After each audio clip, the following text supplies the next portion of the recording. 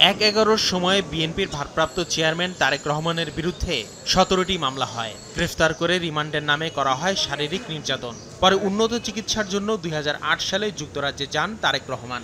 শুধু ১/১১-র সময়ই নয়, পতিত আওয়ামী লীগ সরকারের আমলে তারেক রহমানের বিরুদ্ধে ৬৭টি মামলা হয়। ৫ আগস্ট সরকার পতনের পর আইনি প্রক্রিয়ায় মোট ৮৪টি মামলা থেকে একে একে খালাস পেতে থাকেন তারেক রহমান।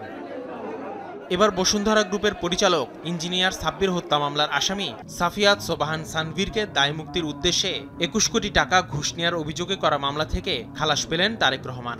সাবেক স্বরাষ্ট্র প্রতিমন্ত্রী লুৎফুজ্জামান বাবর সহ ৮ জনকেই বেকসুর খালাস দিয়েছেন ঢাকার বিশেষ জজ আদালত ৩।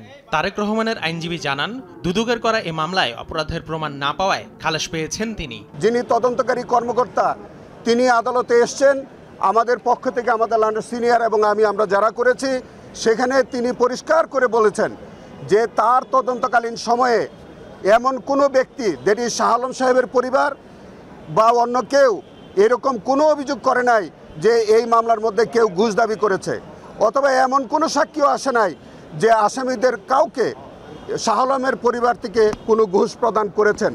এর মধ্য দিয়ে বিচারিক আদালতে আর কোনো মামলা না থাকায় তারেক রহমানের দেশে ফিরতে আর কোনো বাধা নেই বলে জানান তার আইনজীবীরা। তারেক রহমানের আজকের এই মামলা রায়ের মাধ্যমে আমার জানা মতে ওনার বিরুদ্ধে আর বড় কোনো মামলা নাই। এখন তিনি দেশে ফেরত আসার জন্য অপেক্ষায় আছেন, দেশবাসী তাকে গ্রহণ করার অপেক্ষা আছেন। সেই অবস্থাটা এখন অনেকটা ফ্রি হয়ে গেল। মিথ্যা মামলা দিয়ে হয়রানি করায় তৎকালীন দুদক কর্মকর্তাদের বিরুদ্ধে আইনি ব্যবস্থা চান তারেক রহমানের আইনজীবী। আসিফ মোহাম্মদ সিয়াম, সময় সংবাদ, ঢাকা।